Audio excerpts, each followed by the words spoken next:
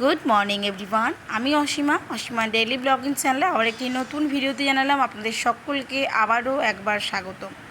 দেখতেই পাচ্ছেন আজকে ব্লগটি আমি শুরু করলাম আমার ঠাকুর ঘরের পুজো থেকে। তো আমি এখন চলে এসেছি সকাল সকাল পুজোটা করতে, কারণ সকাল সকাল পুজোটা না করলে না আমাকে মাকে ওদিকে চান করানো, খেতে দেওয়া করা ওগুলো একটু দেরি হয়ে যায়, বুঝলেন তো। আর আমিও খেতে পাই না, একই ব্যাপার। তার জন্য আর কি সকাল সকাল আমি পুজোটা এখন করব, তারপর সকলকে খেতে দেবো। তো চলুন আজকে এই ব্লগটা এখন থেকে শুরু করছি। আজকে এই ব্লগটিও আশা করব বেশ ভালো লাগবে। তো চলুন দেখতে থাকুন আর সঙ্গে থাকুন আমার আজকে এই ব্লগটি।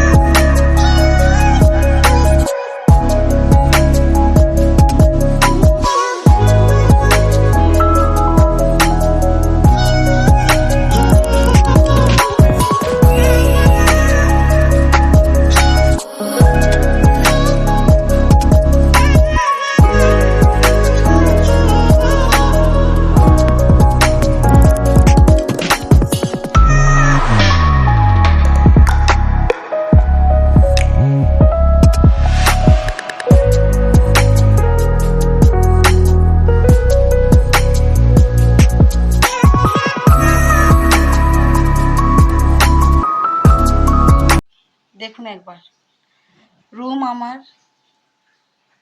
বিছানা আমার, ভোগ করছে ইনি। দেখুন কোথা থেকে ঘুরে ঘাড়ে এসে আমার এখানে শুয়ে পড়বে, আর মারলেও যাবে না। দেখুন স্টাইলটা একবার দেখুন, ঘুমটা দেখুন।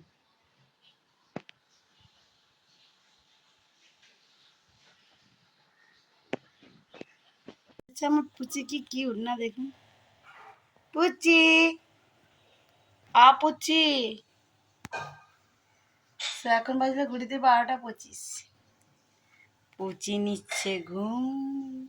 তো আমি এখন ভেজে নিচ্ছি বকফুলের বড়া। আজকে দুপুরের লাঞ্চে হচ্ছে মুসুরির ডাল, মায়ের জন্য হয়েছে মাছের ঝোল, আর আমাদের হয়েছে ডিমের কারি, আর ভাজার সঙ্গে হয়েছে ঘি করলা ভাজা।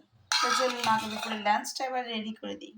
এখন বাজলে ঘুরিতে 1:30, আর মায়ের দুপুরের লাঞ্চে এসেছি বকফুলের বড়া, ঘি করলা ভাজা, মাছের ঝোল আর মুসুরির ডাল।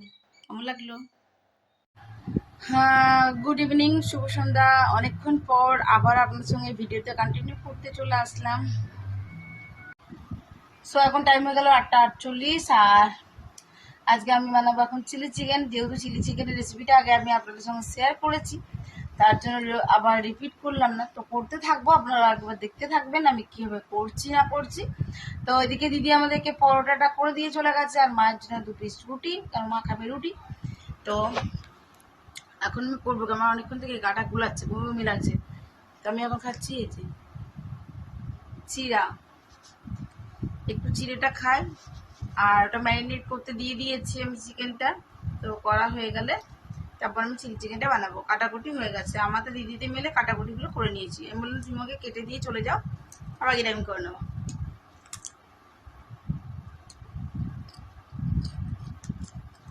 আর মিটির ক্লাসে চলে গেছে পড়তে, ওই 7:30 নাগাদ।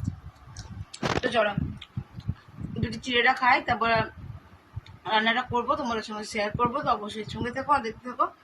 আর আজকের ব্লগটা, রাতের ডিনারটা কমপ্লিট করতে করতেই তোমাদের সঙ্গে আজকের ব্লগটাও শেষ করবো। কেমন লাগছে অবশ্যই জানিও, সঙ্গে থেকো আর দেখতে থাকো আজকের ব্লগটা। আশা করবো আজকের ব্লগটা তোমাদেরকে বেশ ভালো লাগবে। তো চলো এখন দুটি খাই, নাহলে গা গুলাচ্ছে, অনেকক্ষণ থেকে গাটা গুলাচ্ছে। চলো তবে, চিড়ে শেষ। বাবাকেও একটু ফোন করে নিলাম, সারাদিন আজকে বাবাকে একটু কল করা হয়নি, মাকে কল করা হয়নি। আজকে অনেকগুলো কাজ ছিল, অনেক কাচাকুচি ছিল, জিনিসগুলো গুছাবার ছিল, আলমারিটা গুছিয়েছি।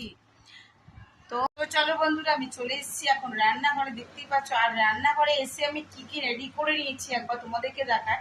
এখন আমি চিকেনে কি কিমাগুলো ভাজবো, মানে বক্সগুলো ভেজে নেবো আর কি। চিকেনের পকোড়াটা তো এই যেটা আমি আধ ঘন্টা ধরে ম্যারিনেট করে রেখে দিয়েছিলাম, যেটা এখন আমি ভাজতে বসিয়ে দিয়েছি। আর এদিকে আমার ফুল প্রিপারেশন আছে, এই যে এগুলো কাটাকুটি রেডি হয়ে গেছে, দেখতেই পাচ্ছ। তো চলো বসিয়ে দিই, আমাদের পরোটা হয়ে গেছে।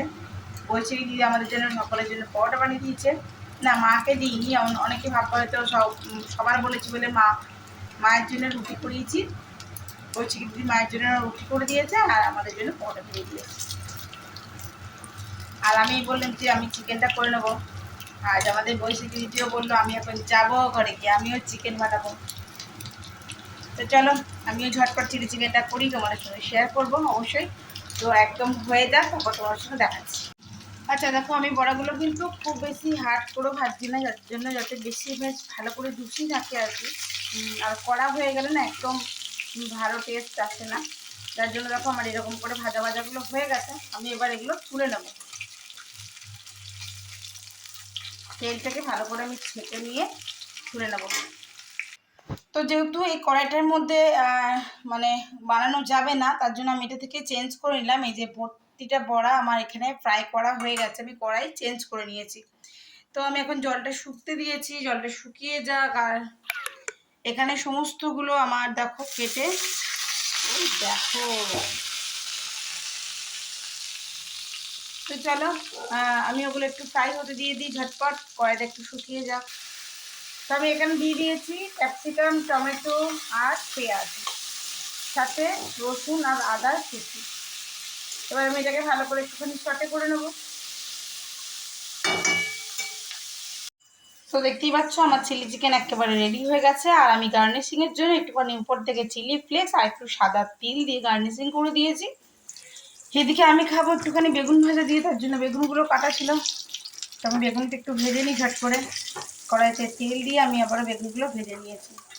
তো যাই হোক, আজকের মতন আমার ব্লগ আমি এখানেই শেষ করছি। যদি আমার ব্লগে কিছু ভালো লেগে থাকে তো প্লিজ লাইক কমেন্ট শেয়ার করে দিও। যদি আমার চ্যানেলে নতুন বন্ধু হয়ে থাকো তো প্লিজ আমার চ্যানেলটি সাবস্ক্রাইব করে পাশে থাকা বেল আইকনটি রাখতে একেবারেই ভুলো না। নতুন ভিডিও ছাড়া মাত্রই তোমাদের কাজ পর্যন্ত যাতে পৌঁছে যায়, আর তোমাদের মতামত যাতে আমার কাজ অবধি পৌঁছায়, তার জন্য আমার কমেন্ট বক্স খোলা আছে। তোমরা কমেন্ট বক্সের মাধ্যমে আমাকে কমেন্ট করতেই পারো।